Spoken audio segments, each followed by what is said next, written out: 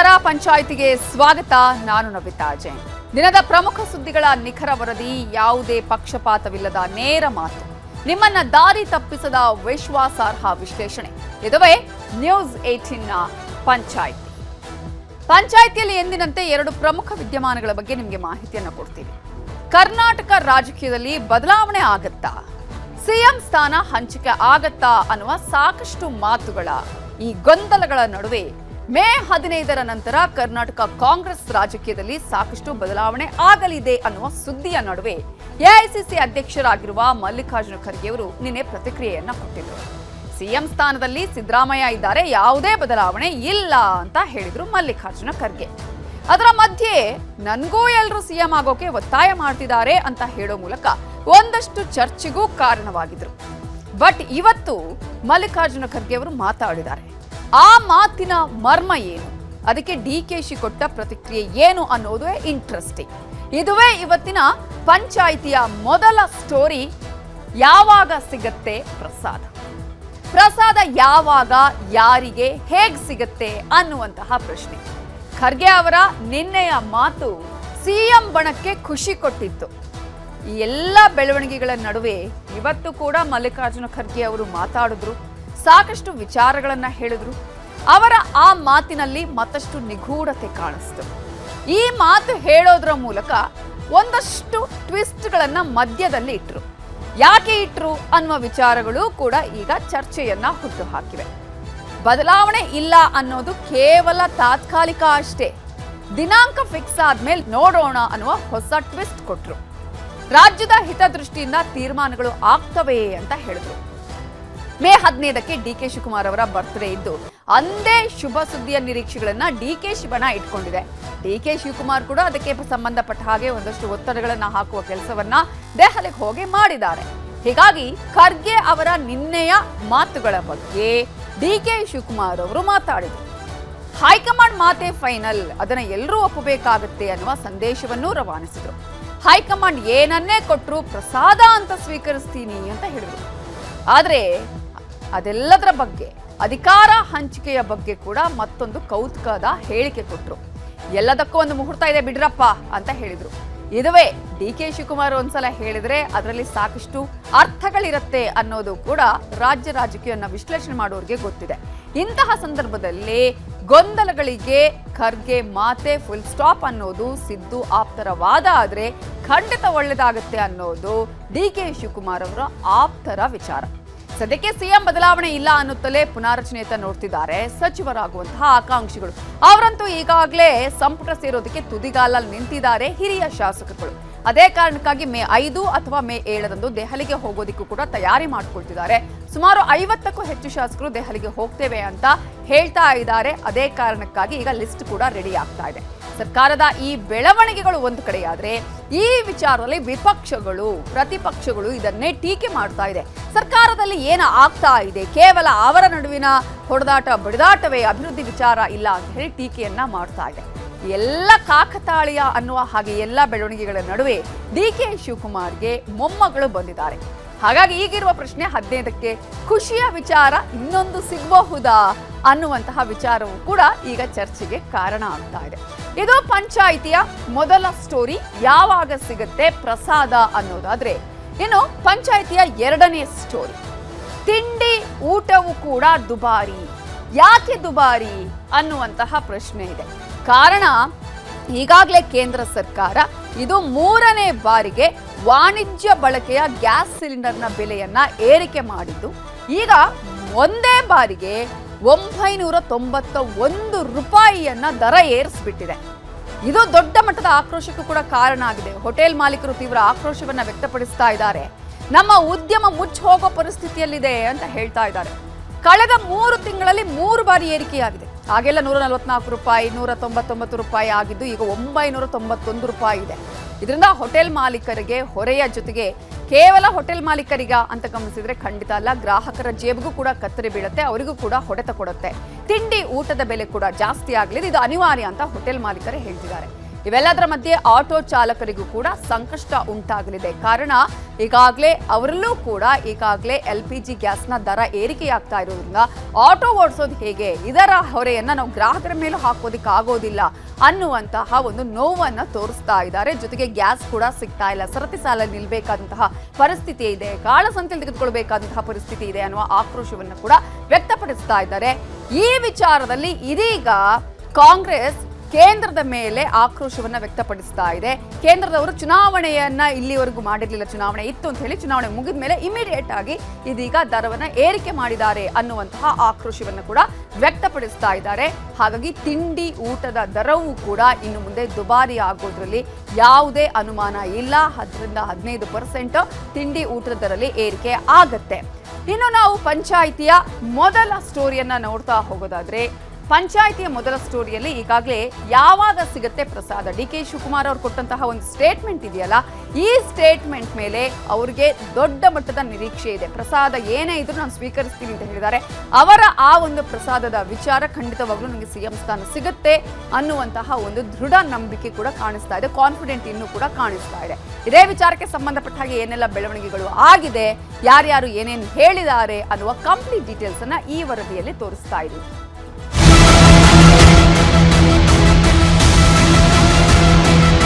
ಈಗ ಪ್ರಶ್ನೆನೇ ಉದ್ಭವಿಸೋದಿಲ್ಲ. ಈಗಾಗಲೇ ಇಲ್ಲಿ ಚೀಫ್ ಮಿನಿಸ್ಟರ್ ಇದ್ದಾಗ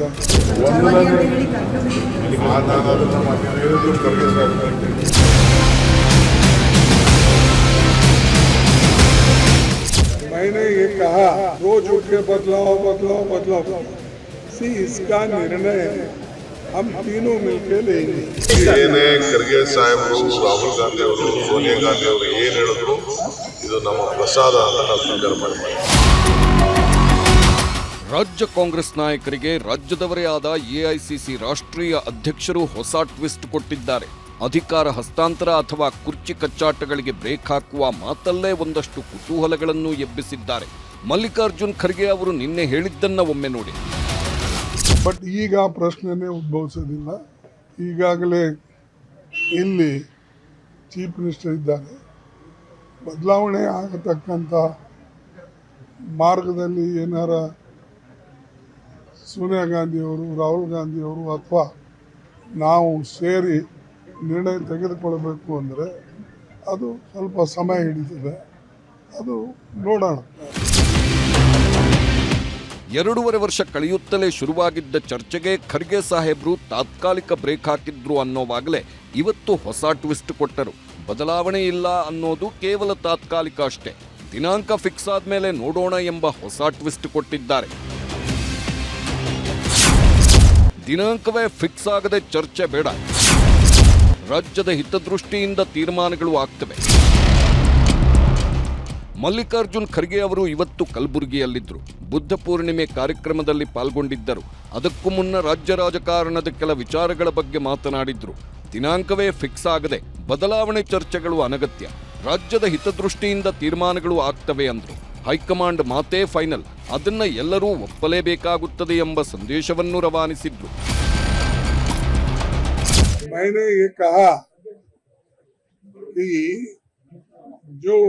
रोज उठ के बदलाव सी इसका निर्णय हम तीनों मिलकर लेंगे. मैं एज ए AICC प्रेसिडेंट और Sonia Gandhi ji as a CPP president और LOP Rahul Gandhi leader of the opposition, high command में बहुत हम विचार विनिमय करते हैं. दूसरे सीनियर लीडर से भी हम विचार विनिमय करते हैं.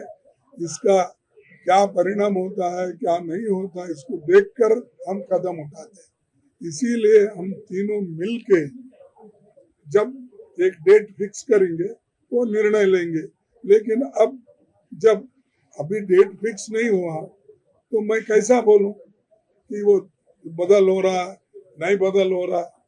तो जब होगा तो जरूर मैं आप लोगों को बताऊंगा. जो भी हम कहेंगे वो करके दिखाएंगे. जो निर्णय होगा वो निर्णय राज्य के हित में हम करने जाएंगे और सबको सपोर्ट करना पड़ेगा. जो भी निर्णय हाईकमांड लेंगे। ಏನೇ ಕೊಟ್ಟರೂ ಪ್ರಸಾದ ಅಂತ ಸ್ವೀಕರಿಸುವೆ. ಖರ್ಗೆ ಮಾತುಗಳೇ ಫೈನಲ್, ಒಪ್ಪಲೇಬೇಕು. ಈ ಅವಧಿಯಲ್ಲೇ ರಾಜ್ಯದ ಸಿಎಂ ಆಗುವ ಆಸೆಯಿಂದ ಪದೇ ಪದೇ ದೆಹಲಿಗೆ ಭೇಟಿ ಕೊಡುತ್ತಿದ್ದಾರೆ ಡಿಕೆ ಬ್ರದರ್ಸ್. ಹೈಕಮಾಂಡ್ ನಾಯಕರ ಮೇಲೂ ಒತ್ತಡ ಹಾಕುತ್ತಿದ್ದಾರೆ. ಆಪ್ತರ ಮೂಲಕವೂ ಒಂದಷ್ಟು ಸಂದೇಶ ಕಳಿಸುವ ಪ್ರಯತ್ನ ಮಾಡುತ್ತಿದ್ದಾರೆ. ಮೇ 15ಕ್ಕೆ ಡಿಕೆಶಿ ಬರ್ತ್ಡೇ ಇದ್ದು ಅಂದೇ ಶುಭ ಸುದ್ದಿಯ ನಿರೀಕ್ಷೆಗಳೂ ಇವೆ. ಹೀಗಾಗಿ ಖರ್ಗೆ ಅವರ ನಿನ್ನೆಯ ಇವತ್ತಿನ ಮಾತುಗಳ ಬಗ್ಗೆ ಡಿಕೆ ಮಾತಾಡಿದ್ರು. ಹೈಕಮಾಂಡ್ ಏನನ್ನೇ ಕೊಟ್ಟರೂ ಪ್ರಸಾದ ಅಂತ ಸ್ವೀಕರಿಸ್ತೇನೆ ಎಂದ್ರು.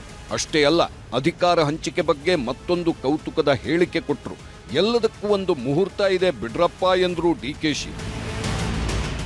ಏನೇ ಖರ್ಗೆ ಸಾಹೇಬರು, ರಾಹುಲ್ ಗಾಂಧಿ ಅವರು, ಸೋನಿಯಾ ಗಾಂಧಿ ಅವರು ಏನ್ ಹೇಳಿದ್ರು ಇದು ನಮ್ಮ ಪ್ರಸಾದ ಅಂತ ನಾವು ಸ್ವೀಕಾರ ಮಾಡಿದ್ವಿ. ಏನೇ ಖರ್ಗೆ ಸಾಹೇಬರು, ರಾಹುಲ್ ಗಾಂಧಿ ಅವರು, ಸೋನಿಯಾ ಗಾಂಧಿ ಅವರು ಏನ್ ಹೇಳಿದ್ರು ಇದು ನಮ್ಮ ಪ್ರಸಾದ ಅಂತ ನಾವು ಸ್ವೀಕಾರ ಮಾಡಿದ್ವಿ. ನಿಮಗೆ ಈ ರಾಜಕೀಯ ಬಿಟ್ರೆ ಇನ್ನೇನು ಇಲ್ಲ, ಎಲ್ಲ ಮುಹೂರ್ತ ಇದೆ ಬಿಡ್ರಪ್ಪ, ತಲೆ ಕೆಡಿಸ್ಕೊಬೇಡಿ. ನಾನು ಮೊದಲೇನು ಹೋಯ್ತಾ ಇಲ್ಲಪ್ಪ, ನಾನು 15 ವರ್ಷದಿಂದ ಜೊತೆಲಿ ಹೋಯ್ತಾ ಇರ್ತೀನಿ, ಬರ್ತಾ ಇರ್ತೀನಿ. ಯಾವಾಗಲೂ ನಾನು ಓಡಾಡೋದು ನಿಮಗೂ ಗೊತ್ತು, ನನಗೂ ಗೊತ್ತು. ನಾನೇನು ಹೊಸದಾಗಿ ಏನು ದೆಹಲಿಗೆ ಅಪರೂಪಕ್ಕೆ ಏನೋ ಹೋಗ್ತಾ ಇಲ್ಲ. ಅಧ್ಯಕ್ಷರವರು ಅವ್ರೇನು ಹೇಳ್ತಾರೆ ಅದರಂತೆ ಪಕ್ಷ ನಡ್ಕೊಳ್ತಾರೆ. ಮಲ್ಲಿಕಾರ್ಜುನ್ ಖರ್ಗೆ ಅವರೇ ಹೇಳಿದ ಮೇಲೂ ಇನ್ನೂ ಯಾರ ಮಾತಿಗೂ ಬೆಲೆ ಇಲ್ಲ ಅಂತಾರೆ ಕಾಂಗ್ರೆಸ್ ನಾಯಕರು. ಗೊಂದಲಗಳಿಗೆ ಖರ್ಗೆ ಮಾತೇ ಫುಲ್ ಸ್ಟಾಪ್ ಅನ್ನೋದು ಸಿದ್ದು ಆಪ್ತರ ವಾದ. ಯಾಕೆಂದ್ರೆ ಅವರು ಹೇಳಿದ ಮೇಲೆ ರಾಹುಲ್ ಗಾಂಧಿ ಅವರು, ಸೋನಿಯಾ ಗಾಂಧಿ ಅವರು ಮತ್ತು ನಮ್ಮ ವೇಣುಗೋಪಾಲ್ ಅವರು, ಸುರ್ಜಿವಾಲ ಅವರು ಇವರೆಲ್ಲ ಕುಳಿತು ಮಾತನಾಡಿ ಎಲ್ಲೋ ಒಂದು ಕಡೆ ಅಭಿಪ್ರಾಯಗಳು ಬಂದಿರುತ್ತೆ ಅಂತ ನನ್ನ ಭಾವನೆ. ಆದ್ರಿಂದ ಅವರು ಹೇಳಿದಂತ ಮಾತಿಗೆ ಬಹಳ ಪ್ರಾಮುಖ್ಯತೆ ಇರುತ್ತೆ ಅಂತ ಹೇಳಿ ನಾನು ಅಂದ್ಕೊಳ್ತೇನೆ. ಖರ್ಗೆ ಅವರು ನಮ್ಮ ಎಐಸಿಸಿ ಅಧ್ಯಕ್ಷರು, ಅವರು ಎಐಸಿಸಿ ಸುಪ್ರೀಂ. ರಾಹುಲ್ ಗಾಂಧಿ ಅವರು, ಖರ್ಗೆ ಅವರು ನಮ್ಮ ಸುಪ್ರೀಂ. High command supreme. ಹೈಕಮಾಂಡ್ ಏನ್ ಹೇಳ್ತದೆ ಅದು ಸತ್ಯ ಆಗ್ತದೆ. ಅವ್ರು ಹೇಳಿದಂತದ್ದು ಈಗ ಸದ್ಯಕ್ಕೆ ಇವತ್ತು ದಿವಸ ಯಾವುದು ಕೂಡ ಇಲ್ಲ. ನಾವು ಬೋಸರಾಜ್ ಸಾಹೇಬರು, ನಾವು ಎಲ್ಲ ಹೈಕಮಾಂಡ್ ಏನ್ ಹೇಳಿದಾಗ ತಲೆಬಾಗಿ ಹೋಗ್ತದೆ. ಯಾವ್ಯಾವ ಕಾಲಕ್ಕೆ ಏನೇನಾಗಬೇಕೋ ಅದು ಆಗ್ತಾ ಇರುತ್ತೆ. ಆ ಕಾಲದ ನಿಯಮದ ಪ್ರಕಾರ ಆವತ್ತಿನ ದಿನಕ್ಕೆ ಏನಾಗಬೇಕೋ ಅದಾಗುತ್ತೆ. ಇರೋವಾಗ ಏನೋ ಒಂದಷ್ಟು 4 ಆಣೆ ಜನಕ್ಕೆ ಅನುಕೂಲ ಆಗುವಂಥ ಕೆಲಸ ಮಾಡೋದು ಮುಖ್ಯ. ನಮ್ಮಲ್ಲಿ ಏನೂ ಇಲ್ಲ. ಬೆಳಗ್ಗೆ ಎದ್ರೆ ಹೆಗಲ ಮೇಲೆ ಕೈ ಹಾಕೊಂಡು ಸಿದ್ದರಾಮಯ್ಯನವರು, ಡಿ ಕೆ ಅವರು ಚೆನ್ನಾಗಿ ಹೋಗ್ತಾರೆ. ಬಟ್ ಅಲ್ಲಿ ಇಲ್ಲಿ ಮಾತಾಡೋರಿಗೆ, ನಾವು ಊಹಾಪಾವ ಹೇಳೋರಿಗೆ ಪಕ್ಷದೊಳಗಡೆನೂ ಇರ್ತಾರೆ, ಪಕ್ಷದ ಹೊರಗಡೆನೂ ಇರ್ತಾರೆ, ಮಾಧ್ಯಮಗಳಿಗೂ ತಪ್ಪು ಮಾಹಿತಿ ಕೊಡ್ತಾರೆ. ಈ ಥರದ್ದು ಆಗ್ತಾ ಇದೆ. ಸದ್ಯಕ್ಕೆ ಸಿಎಂ ಬದಲಾವಣೆ ಇಲ್ಲ ಅನ್ನುತ್ತಲೇ ಪುನರ್ರಚನೆಯತ್ತ ನೋಡುತ್ತಿದ್ದಾರೆ ಸಚಿವರಾಗುವ ಆಕಾಂಕ್ಷಿಗಳು. ಹೊಸ ಸಂಪುಟ ಸೇರಲು ಲಾಬಿ ಮಾಡುತ್ತಿದ್ದಾರೆ. 4ನೇ ತಾರೀಕು ಆದ್ಮೇಲಂತೂ ಫಸ್ಟ್ ವೀಕ್ ಆದ್ಮೇಲೆ ಸೆಕೆಂಡ್ ವೀಕ್ ಅಂತೂ 100% ನಾವು 40 ಜನ ಹೋಗ್ತೀವಿ. ನಾವು ಸಂಪುಟ ಪುನರ್ರಚನೆ ಮಾಡಬೇಕು ಅಂತ ನಾವು ಒತ್ತಾಯ ಮಾಡೇ ಮಾಡ್ತೀವಿ. ಮೇ 5 ಅಥವಾ 7ರಂದು ದೆಹಲಿಗೆ ಪ್ರಯಾಣಿಸಲು ತಯಾರಿ ಮಾಡಿಕೊಳ್ಳುತ್ತಿದ್ದಾರೆ. ದೆಹಲಿಗೆ ಭೇಟಿ ನೀಡುವ ಶಾಸಕರ ಪಟ್ಟಿ ಸಿದ್ಧಪಡಿಸುತ್ತಿದ್ದಾರೆ ರಾಮದುರ್ಗ ಶಾಸಕ ಅಶೋಕ್ ಪಟ್ಟಣ್. ಸುಮಾರು 50ಕ್ಕೂ ಹೆಚ್ಚು ಶಾಸಕರು ದೆಹಲಿಗೆ ಹೋಗ್ತೇವೆ ಅಂತ ಮೊನ್ನೆಯಷ್ಟೇ ಹೇಳಿದ್ರು. ಕಳೆದ ಬಾರಿ 20 ಶಾಸಕರು ದೆಹಲಿಗೆ ಭೇಟಿ ನೀಡಿದ್ದರು. ಅಧ್ಯಕ್ಷರನ್ನ ಭೇಟಿ ಮಾಡಿ ಸಚಿವ ಸ್ಥಾನಕ್ಕೆ ಬೇಡಿಕೆ ಇಟ್ಟಿದ್ದರು. ಇದೀಗ 50ಕ್ಕೂ ಹೆಚ್ಚು ಶಾಸಕರಿಂದ ದೆಹಲಿ ಭೇಟಿಗೆ ತಯಾರಿ ನಡೆದಿದೆ. 2, 3, 4, 5 ಬಾರಿ ಗೆದ್ದ ಶಾಸಕರ ಲಿಸ್ಟ್ ಮಾಡುತ್ತಿರುವ ಪಟ್ಟಣ್ ಶೀಘ್ರವೇ ಎಲ್ಲರನ್ನೂ ದೆಹಲಿಗೆ ಕೊಂಡೊಯ್ಯುವ ತಯಾರಿ ಮಾಡಿಕೊಳ್ಳುತ್ತಿದ್ದಾರೆ. ಈ ಮಧ್ಯೆ ಸಚಿವಾಕಾಂಕ್ಷಿಗಳ ಲಿಸ್ಟ್ನಲ್ಲಿರುವ ಹಿರಿಯ ಎಂಎಲ್ಸಿ ಬಿಕೆ ಹರಿಪ್ರಸಾದ್ ಸಿಎಂ ಸಿದ್ದರಾಮಯ್ಯರನ್ನ ಭೇಟಿ ಮಾಡಿದ್ರು. ಪುನರ್ರಚನೆ ವೇಳೆ ಸಂಪುಟಕ್ಕೆ ಸೇರಿಸಿಕೊಳ್ಳುವಂತೆ ಒಮ್ಮೆ ನೆನಪಿಸಿದ್ರು. ಮೊನ್ನೆ ದೆಹಲಿಯಲ್ಲಿ ಆದ ಸಭೆ, ತೀರ್ಮಾನ, ಸಲಹೆಗಳ ಬಗ್ಗೆ ಸಿದ್ದರಾಮಯ್ಯನವರಿಗೆ ಮಾಹಿತಿ ಕೊಟ್ಟರು. ರಾಜ್ಯ ಸರ್ಕಾರದ ಈ ಬೆಳವಣಿಗೆಗಳು ಸಹಜವಾಗೇ ಪ್ರತಿಪಕ್ಷಗಳ ಟೀಕೆಗೂ ಆಹಾರವಾಗಿದೆ. ಆಡಳಿತ ಪಕ್ಷದ ಆಂತರಿಕ ಕಚ್ಚಾಟ, ಮುಖ್ಯಮಂತ್ರಿ ಕುರ್ಚಿಗೆ ಪೈಪೋಟಿ ದಿನೇ ದಿನೇ ಹೆಚ್ಚಾಗಿರುವಂತಹ ಸಂದರ್ಭದಲ್ಲಿ ಆಡಳಿತ ಪಕ್ಷದ ಶಾಸಕರು ತಂಡೋಪತಂಡವಾಗಿ ದೆಹಲಿಯಲ್ಲಿ ವಾಸ್ತವ್ಯ ಹೂಡ್ತಾ ಇರುವಂತದ್ದು. ಎಲ್ಲೋ ಒಂದ್ ಕಡೆ ಈ ಶಾಸಕರು ನಮ್ಮ ರಾಜ್ಯದ ಶಾಸಕರು ಅಥವಾ ದೆಹಲಿ ರಾಜ್ಯದ ಶಾಸಕರು ಅನ್ನೋ ರೀತಿ ಅನುಮಾನ ಬರೋ ರೀತಿಯಲ್ಲಿ ಕಾಂಗ್ರೆಸ್ ಪಕ್ಷದ ಆಡಳಿತ ಪಕ್ಷದ ಶಾಸಕರು ನಡೆದುಕೊಳ್ತಾ ಇದ್ದಾರೆ. ಇನ್ನು ಮಳೆ ಪೀಡಿತ ಪ್ರದೇಶಗಳಲ್ಲಿ ಸಿಟಿ ರೌಂಡ್ಸ್ ಹಾಕುತ್ತಿದ್ದರು ಡಿಕೆ ಶಿವಕುಮಾರ್. ಅಷ್ಟೊತ್ತಿಗೆ ಮಗಳು ಐಶ್ವರ್ಯ ಹೆಣ್ಣು ಮಗುವಿಗೆ ಜನ್ಮ ನೀಡಿದ ಸುದ್ದಿ ಬಂತು. ತಾತನಾದ ಖುಷಿಯಲ್ಲೇ ಆಸ್ಪತ್ರೆಗೆ ಭೇಟಿ ನೀಡಿ ಮಗಳು ಮೊಮ್ಮಗಳನ್ನ ನೋಡಿ ಖುಷಿಪಟ್ರು.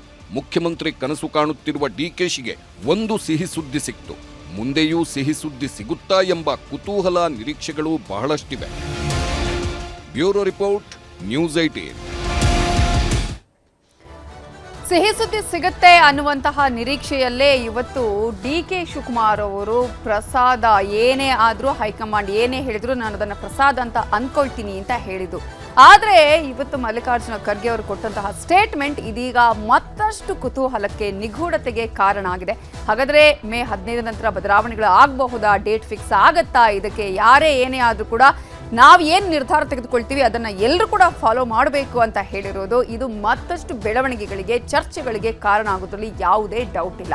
ಇದು ಪಂಚಾಯಿತಿಯ ಮೊದಲ ಸ್ಟೋರಿ. ಆದರೆ ಇನ್ನು ಎರಡನೇ ಸ್ಟೋರಿಯಲ್ಲಿ ತಿಂಡಿ ಊಟವೂ ಕೂಡ ದುಬಾರಿ ಆಗಲಿದೆ. ಕಾರಣ ಈಗಾಗಲೇ ಕೇಂದ್ರ ವಾಣಿಜ್ಯ ಸಿಲಿಂಡರ್ಗಳ ಮೇಲೆ ಹೇರಿರುವಂತಹ ಈ ಒಂದು ದರ ಏರಿಕೆಯ ವಿಚಾರ. ಇದೇ ಕಾರಣಕ್ಕಾಗಿ ಇವತ್ತು ಸಾಕಷ್ಟು ಆಕ್ರೋಶಗಳು ಕೂಡ ವ್ಯಕ್ತ ಆಯಿತು. ಸಿಲಿಂಡರ್ ಇದೀಗ ಸುಡ್ತಾ ಇದೆ. ಯಾಕಂದ್ರೆ ಜನರ ಜೇಬನ್ನೇ, ಮಾಲೀಕರನ್ನೇ, ಹೋಟೆಲ್ ಮಾಲೀಕರನ್ನೇ ಸುಡುವಂತಹ ಕೆಲಸ ಆಗ್ತಾ ಇದೆ ಈ ಒಂದು ವಾಣಿಜ್ಯ ಬಳಕೆಯ ಗ್ಯಾಸ್ ಸಿಲಿಂಡರ್ನಿಂದ. ಈ ಗ್ಯಾಸ್ ಸಿಲಿಂಡರ್ನ ಬೆಲೆ ಇದೀಗ ಏರಿಕೆಯಾಗಿದೆ.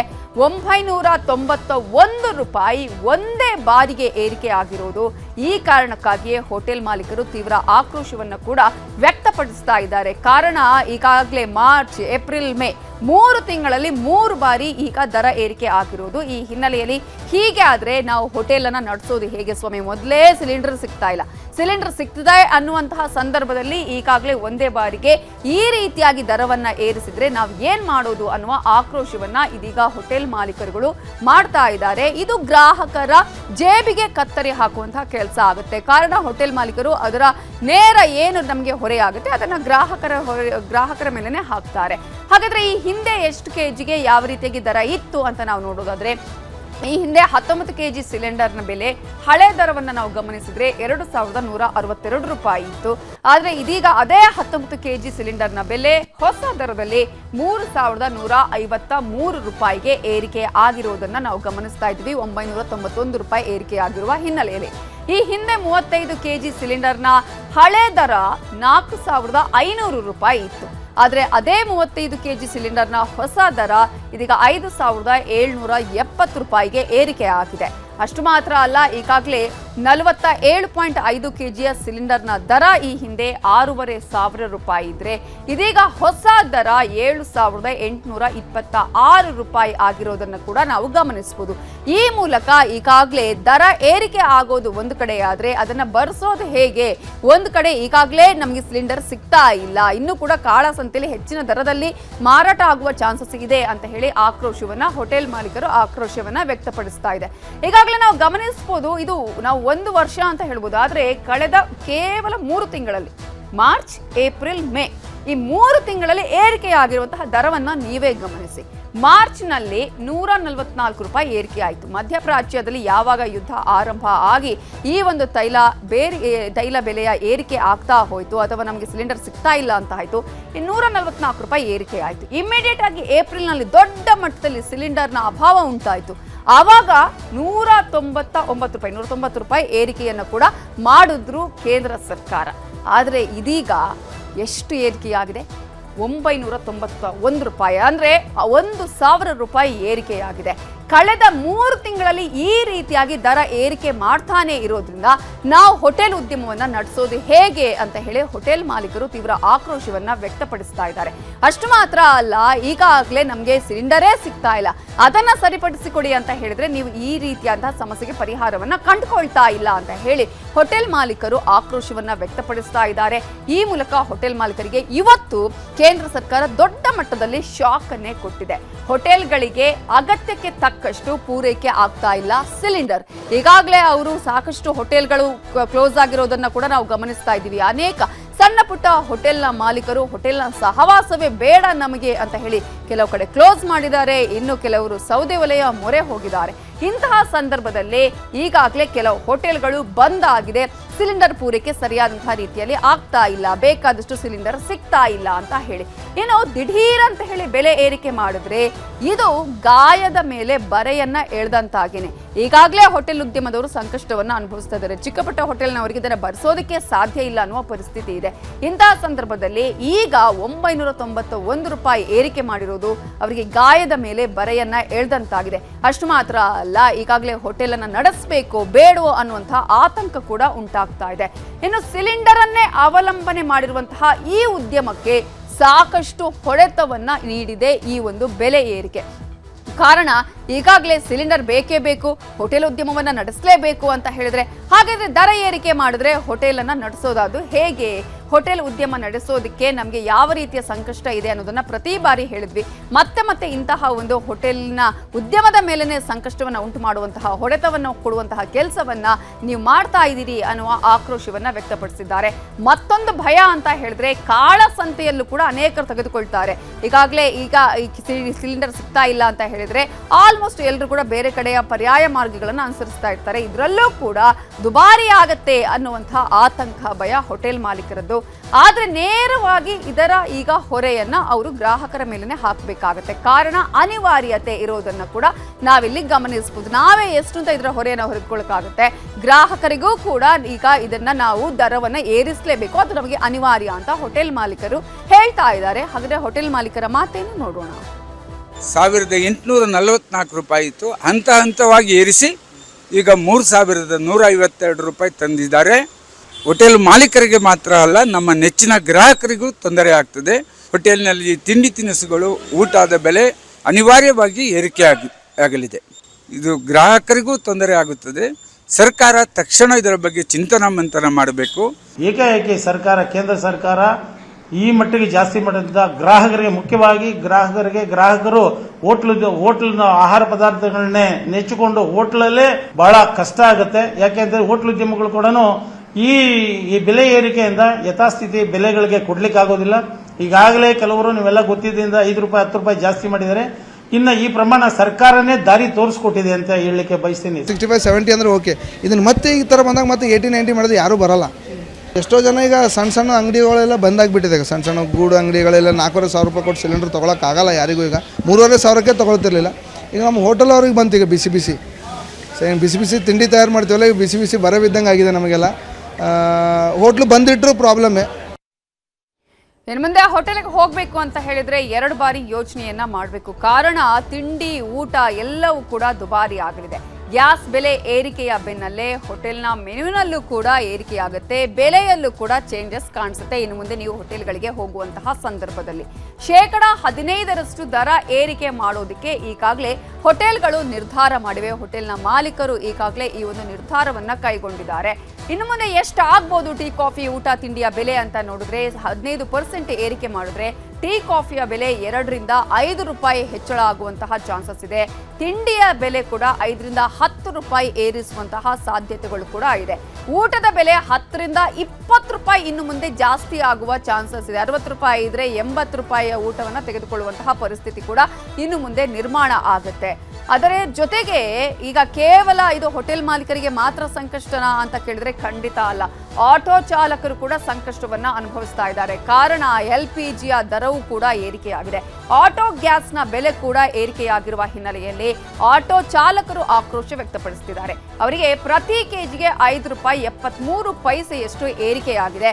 ಈ ಮೂಲಕ ಗ್ಯಾಸ್ ಸಿಗದೆ ಆಟೋ ಚಾಲಕರು ತೀವ್ರ ಸಂಕಷ್ಟವನ್ನ ಅನುಭವಿಸಿರೋದನ್ನ ಪ್ರತಿನಿತ್ಯ ಕೂಡ ನಾವು ನಿಮಗೆ ತೋರಿಸಿದ್ವಿ. ಈಗಲೂ ಕೂಡ ಅಂಥದ್ದೇ ಪರಿಸ್ಥಿತಿ ಇದೆ.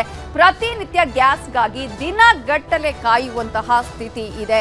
ಹಾಗಾಗಿ ಆಟೋ ಚಾಲಕರು ಇನ್ನಷ್ಟು ಸಂಕಷ್ಟವನ್ನ ಅನುಭವಿಸಬೇಕಾಗತ್ತೆ. ಇವರ ಸಮಸ್ಯೆ ಇನ್ನೂ ಕೂಡ ಬಗೆಹರಿದಿಲ್ಲ. ಆಟೋ ಚಾಲಕರು ಬೀದಿಗೆ ಬಿದ್ದಿದ್ದಾರೆ.